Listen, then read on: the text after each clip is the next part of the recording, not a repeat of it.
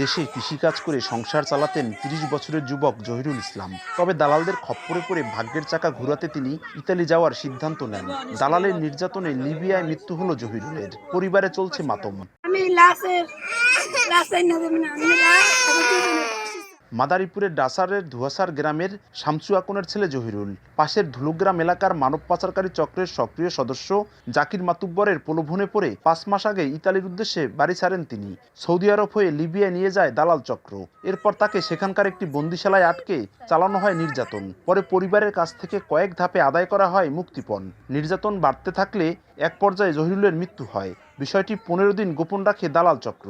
লিবিয়ায় বসবাসরত একই গ্রামের কয়েক যুবকের মাধ্যমে খবর পায় পরিবার। মরদেহ দেশে ফিরিয়ে আনার দাবি পরিবারের।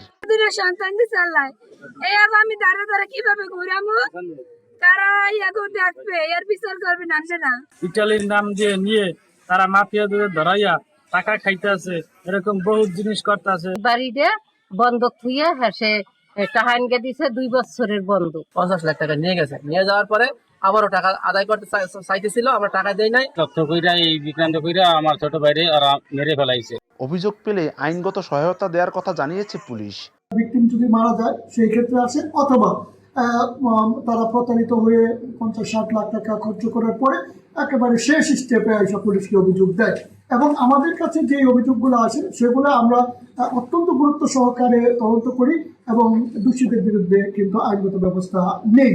এর আগে একইভাবে নির্যাতনের শিকার হয়ে ডাসারের ফারুক হাওলাদার ও কালকিনির ইলিয়াস হাওলাদারের মৃত্যু হয়। নিখোঁজ রয়েছে ধুলুগ্রামের ইমামুল। সঞ্জয় কর্মকার, অভিজিৎ, সময় সংবাদ, মাদারীপুর।